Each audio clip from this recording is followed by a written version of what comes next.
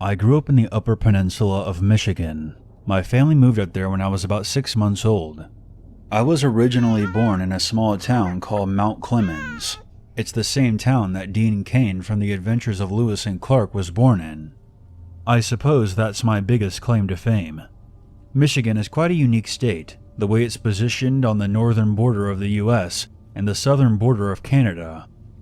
Those of us that are born in Michigan usually stay here, and no one ever travels to my neck of the woods. There's no real way to just pass by, and we're landlocked by the Great Lakes, if that makes sense. With the exception of the large cities, the state is mostly covered by woodlands. I have a few strange experiences living in the Upper Peninsula, but none stranger than the one I'm about to tell. We lived on top of a hill, about a 30-minute drive to the nearest town. Our next-door neighbors were a good 10 miles away. It was quiet. Few, if any, vehicles ever came by the house. I developed a strange fear of vehicles coming up the hill. It seemed like you could hear them for miles. I mean, of course, there were others who lived on our road, but this wasn't a place for outsiders to take shortcuts. We didn't even have names for our roads. They were all designated by numbers. When I got older, I wasn't too excited or afraid when vehicles would pass by. During the day, I knew most of the cars and trucks that our distant neighbors drove. When night came, well, that was a different story. I could see the headlights cutting through my bedroom window and light up my walls like some kind of ominous paint. It's a hard feeling to describe, but in my young mind, I felt that no one had any business driving down such a remote road at any point after dark. At the time, I was about 13.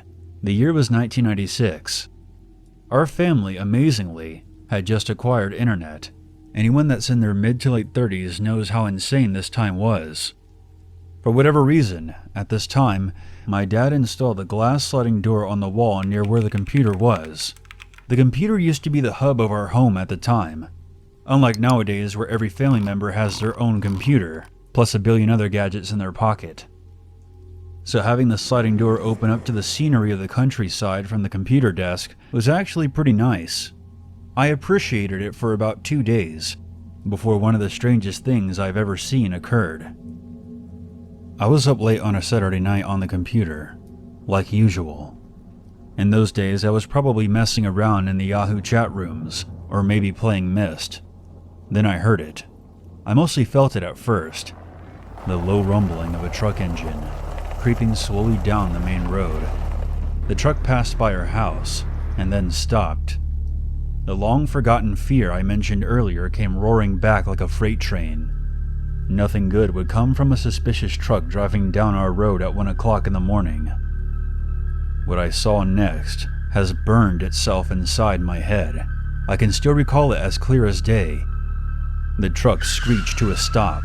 A man flung open the passenger side door and quickly hustled over to the driver's side. This was all taking place too far away for me to give a really good physical description, but I could tell the passenger was much larger than the driver. He wore some kind of puffy vest, jeans, and one of those trucker-style caps. He grabbed the driver and dragged him out of the truck, then slammed him against the tailgate. He seemed to be shouting orders at the driver, motioning him to open the tailgate. When he did, I saw the driver turn to the bigger guy, as if he was hesitating out of fear. Even at a distance, I could see this clearly. The driver was unnerved, and his partner forcefully handed him a shovel. The passenger then pointed to a spot on the side of the road behind the truck. The panicked driver began to frantically dig where the passenger had pointed to.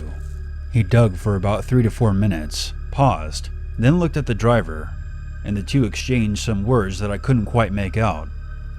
The passenger then dragged something out of the bed of the truck. I can only describe it as a closed sleeping bag, with a body still inside. The passenger walked over to the shallow grave and tossed it in.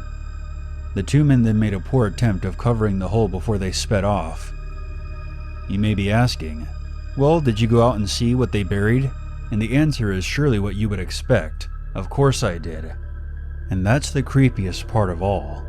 When I went out to the road the next morning, the hole was empty.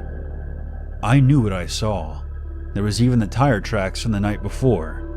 but whatever they threw into that hole was gone. I looked to the opposite side of the burial and was horrified to see footprints in the dirt leading straight into the forest. I had no idea what to make of it. I've repressed this memory for so long and just wanted to pretend that it never happened. Aside from a few close friends, I've never told anyone about this. I believe that bag they threw into the ground had someone in it, and they thought that person was dead. However, based on what I saw the next morning, they were wrong. You can chalk this all up to teenage imagination if you like, but I stand by what I say. There are some things in this world that you'll never be able to explain, and even if you could, chances are you wouldn't care much for the answer.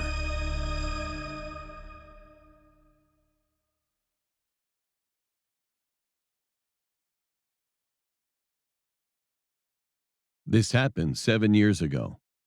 I was a freshman in middle school at that time, and I was interested in graphics, so I was attending an academy to learn 3D Max. The academy lasted 4 hours every weekend, but anyway, I really didn't want to go that day. The reason was that I just felt bored. So I decided not to attend the academy that day, but I had no money.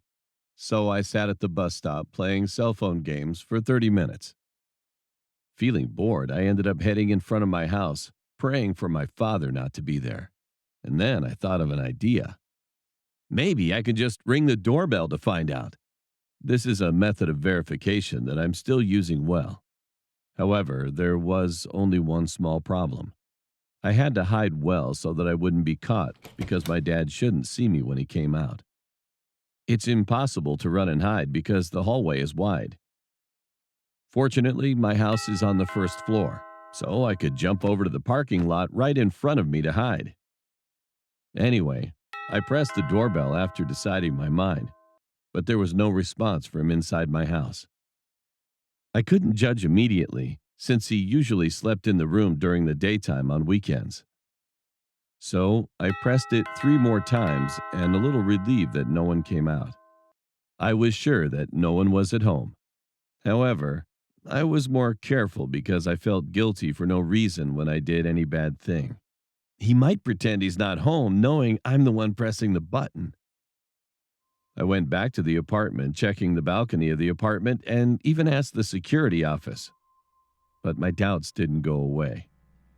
In the end, there was only one way left: to call home. Fortunately, our phone didn't show the phone number at the time. So I decided to make a phone call. Just as I tried to put the phone down after hearing 5 times of phone signals, someone answered the phone. I was so surprised that I hung up right away. However, I called one more time because it was too cold outside and I wanted to play on a computer at my cozy home. Again, someone answered the phone, and this time I could hear a breathing sound over the phone. I thought it was the sound of my dad's breath because I remembered he caught a cold at that time. And I could not stay out any longer. So I ended up entering the apartment with a ridiculous excuse that the academy ended early. However, I couldn't sense any presence of people as soon as I came inside. "Dad? You not here?" I was glad that I wasn't scolded. But first of all, I checked some stuff, just in case. How dry the toilet water is, how warm the TV setup box is, or how warm the bed is, etc. And it was concluded that there was no one at home for about 3 hours. In the midst of joy about his absence, I suddenly felt chilled and got goosebumps. Then, who answered the phone earlier? Feeling terrified, I looked carefully around the house, but there was no one. And my parents, who were out, soon returned, and I forgot about it a few moments later. But now that I think about it, I think maybe there's an intruder inside the house. He might have been hiding somewhere in the house, and he probably sneaked out while I was in the bathroom. If I had encountered him at that time, I might not have been writing this now.